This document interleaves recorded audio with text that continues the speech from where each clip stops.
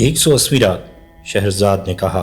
جب کئی دنوں سے علاؤالدین دربار میں نہ آیا تو خلیفہ نے وزیر سے کہا کہ میں نے اپنی کنیز اس کو دی تھی کہ وہ بلا ناغہ دربار میں آیا کرے، لیکن کئی دن ہوئے کہ وہ غائب ہے، کیا تجھے اس کی کوئی سمجھ آتی ہے؟ تو وزیر نے کہا کہ اے امیر المومنین، یہ مقولہ غلط نہیں کہ جس شخص کے پاس اس کا محبوب ہو وہ اپنے دوستوں کو بھول جاتا ہے۔ خلیفہ بولا، بہرحال اس کے نہ آنے کا کوئی خاص سبب ہے اور ہم یہ معلوم کرنے کے لیے اس کی ملاقات کو جائیں گے۔ کچھ دن پہلے علاؤالدین نے خلیفہ کی مہربانیوں کے ذکر میں وزیر سے کہا تھا کہ میں نے امیر المومنین سے جب اپنی بیوی زبیدہ کے غم میں اپنے بے قرار رہنے کی شکایت کی تو اس نے مجھے قوت القلوب بخش دی۔ وزیر نے جواب دیا کہ یہ اس کی محبت کی دلیل ہے، اگر اس کو تجھ سے خاص لگاؤ نہ ہوتا تو وہ اسے ہرگز تجھے نہ بخشتا، مگر اے علاؤالدین یہ تو بتا کہ تو نے اس سے ہم بستری بھی کی ہے کہ نہیں؟ اس نے کہا، خدا کی قسم نہیں، بلکہ میں نے آمنے سامنے بیٹھ کر اسے دیکھا تک نہیں اور نہ کبھی آتے جاتے اس سے ملاقات ہوئی۔ وزیر نے پوچھا کہ اس کا کیا سبب ہے؟ وہ بولا کہ اے وزیر، جو چیز آقا کی شان کے شایع ہے وہ نوکروں پر نہیں پھبتی۔ اب ایک روز خلیفہ اور جعفر بھیس بدل کر علاؤالدین سے ملنے روانہ ہوئے اور چپ چاپ علاؤالدین کے گھر جا پہنچے۔ علاؤالدین انہیں پہچان کر اٹھ کھڑا ہوا اور خلیفہ کے ہاتھ چومے۔ خلیفہ نے دیکھا کہ اس کے چہرے سے غم کے آثار نمودار ہیں، دریافت کرنے لگا کہ اے علاؤالدین، اس رنج و الم کی کیا وجہ ہے؟ کیا تجھے ہماری کنیز قوت القلوب پسند نہیں آئی؟ اس نے عرض کیا، اے امیر المومنین، جو چیز آقا کی ہے وہ نوکروں کے لیے جائز نہیں۔ جب سے وہ تمہارے پاس سے آئی ہے میں نے اس کی صورت تک نہیں دیکھی، حالانکہ اس نے مجھے اپنے پاس بلایا تھا، اس لیے اے امیر المومنین، خدا کے لیے مجھے اس سے معاف رکھ۔ خلیفہ نے کہا کہ میں چاہتا ہوں کہ قوت القلوب سے مل کر اس کا حال دریافت کروں۔ علاؤالدین نے جواب دیا کہ تو مالک ہے۔ خلیفہ قوت القلوب کے پاس گیا۔ جب اس نے خلیفہ کو دیکھا تو اٹھ کر اس کے آگے زمین بوس ہوئی۔ خلیفہ نے پوچھا کہ اے قوت القلوب، کیا ابھی تک علاؤالدین تیرے پاس نہیں آیا اور اس سے تیری ملاقات نہیں ہوئی؟ اس نے جواب دیا، نہیں اے امیر المومنین، حالانکہ میں نے اسے بلا بھیجا تھا کہ ہم خواب ہو، لیکن اس نے نہ مانا۔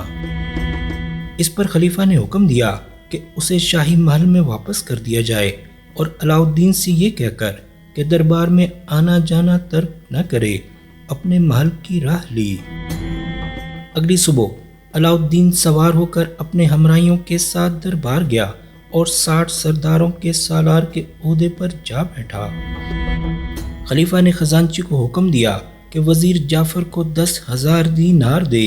جب وہ دینار دے چکا تو خلیفہ نے وزیر سے کہا کہ میری خواہش ہے کہ تو کنیزوں کے بازار میں جا کر علاؤالدین کے لیے 10,000 دینار کی ایک کنیز خرید۔ وزیر خلیفہ کے حکم کی تعمیل میں علاؤالدین کو اپنے ساتھ لے کر کنیزوں کے بازار پہنچا۔ اتفاق کی بات تھی کہ اسی روز بغداد کا والی امیر خالد بھی اپنے بیٹے کے لیے ایک کنیز خریدنے آیا۔ اس کا سبب یہ تھا کہ خاتون نام کی اس کی ایک بیوی تھی، اسے ایک ہی لڑکا تھا مگر بڑا بدصورت۔ لڑکے کا نام جنتلم بزازہ تھا۔ اس کی عمر 20 برس کی ہو چکی تھی اور ابھی تک اسے گھوڑے پر چڑھنا نہ آیا تھا، حالانکہ اس کا باپ بڑا بہادر سورما تھا۔ وہ سوار ہو کر اندھیری راتوں میں پھرا کرتا تھا۔ جنتلم بزازہ کو ایک رات احتلام ہوا۔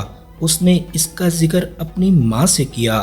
ماں نے خوش ہو کر یہ خبر باپ کو سنائی اور اس سے کہا کہ میں چاہتی ہوں کہ کہیں اس کا نکاح ہو جائے، کیونکہ وہ اب نکاح کے قابل ہو گیا ہے۔ باپ کہنے لگا کہ وہ بدصورت، بدبودار، بدمعاش اور جنگلی ہے، کوئی بھی عورت اسے قبول نہ کرے گی۔ ماں نے کہا تو پھر ہم اس کے لیے ایک کنیز خریدیں گے، چنانچہ ادھر وزیر اور علاء الدین بازار میں آئے اور ادھر امیر خالد والی بغداد اور اس کا بیٹا جنتلم بزازا۔ نخاس میں ان کی نظر ایک حسین و جمیل کنیز پر پڑی جو ایک دلال کے پاس تھی۔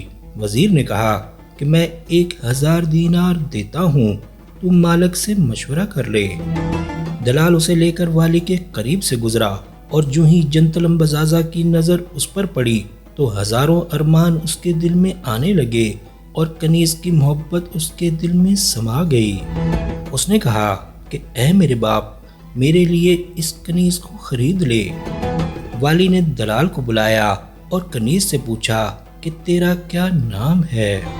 اس نے جواب دیا کہ میرا نام یاسمین ہے۔ باپ نے کہا کہ اے بیٹا، اگر یہ کنیز تجھے پسند ہے تو بڑھ کر بولی بول۔ اس پر لڑکے نے دلال سے پوچھا کہ اس کے کتنے دام لگ چکے ہیں؟ دلال بولا 1000 دینار۔ لڑکے نے اس کے دام 1001 دینار لگا دیے۔ اب دلال علاء الدین کے پاس آیا اور اس سے ماجرا بیان کیا۔ اس نے 2000 دینار بولے۔ غرض بولی پہ بولی پڑنے لگی۔ والی کا بیٹا اگر 1 دینار بڑھاتا تو علاء الدین 1000۔ والی کے بیٹے کو غصہ آ گیا اور اس نے دلال سے کہا کہ میری بولی پر کون بولی بولتا ہے؟ دلال کہنے لگا کہ وزیر جعفر اس کنیز کو علاء الدین ابو شامات کے لیے خریدنا چاہتا ہے۔ قصہ مختصر، علاء الدین نے 10,000 دینار کی بولی دی اور کنیز کے مالک نے منظور کر کے دام لے لیے اور علاء الدین نے کنیز کو لے کر کہا کہ میں تجھے فی سبیل اللہ آزاد کرتا ہوں۔ بعد ازاں وہ لونڈی کی آزادی کا پروانہ لکھ کر گھر روانہ ہو گیا اور دلال اپنی دلالی لے کر چلتا ہوا۔ والی کے بیٹے نے اسے بلا کر پوچھا کہ کنیز کہاں ہے؟ اس نے جواب دیا کہ اسے علاء الدین نے 10,000 دینار میں خریدا اور اسے آزاد کر کے پروانہ لکھ دیا اور اسے لے کر چلا گیا۔ لڑکے کو بہت صدمہ ہوا، اس کی تمنائیں خاک میں مل گئیں اور وہ گھر جا کر اس کی محبت میں بیماروں کی طرح پڑ گیا، کھانا پینا چھوڑ دیا اور اس کے دل میں عشق کی آگ بھڑکنے لگی۔ اب شہرزاد کو سبوتی دکھائی دی اور اس نے یہ کہانی بند کر دی۔